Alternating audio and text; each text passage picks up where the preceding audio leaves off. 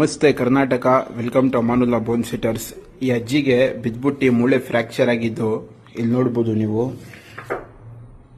ಈಗ ಬನ್ನಿ ಕೇಳೋಣ ಹೆಂಗಿದೆ ಇಲ್ಲಿ ಟ್ರೀಟ್ಮೆಂಟ್ ಮಾಡಿಸ್ಮೇಲೆ.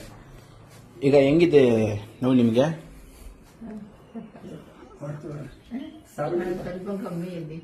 ಕಡಿಮೆ ಆಗಿದೆ ಅಲ್ವಾ? ಹಾ, ಹೇಳಿ ಮೇಡಮ್. ಇಲ್ಲಿ ಬರುವಾಗ ಕೈ ಎತ್ತಲಿಕ್ಕೆಲ್ಲ ಆಗ್ತಾ ಇರ್ಲಿಲ್ಲ, ಕೈ ಎಲ್ಲ ಮೂವ್ ಮಾಡಕ್ಕೆ ಆಗ್ತಾ ಇರ್ಲಿಲ್ಲ. ಇವಾಗ ಸ್ವಲ್ಪ ಸ್ವಲ್ಪ ಕೈ ಉದ್ದ ಮಾಡ್ತಾರೆ, ಒಂದ್ ಸ್ವಲ್ಪ ಸ್ವಲ್ಪ ಕೈ ಎತ್ತುತ್ತಾರೆ. ಅದು ಮೂಳೆ ಪೂರ್ತಿ ಫ್ರಾಕ್ಚರ್ ಆಗಿರೋದು, ಇವಾಗ ಸೆಟ್ ಆಗಿದೆ.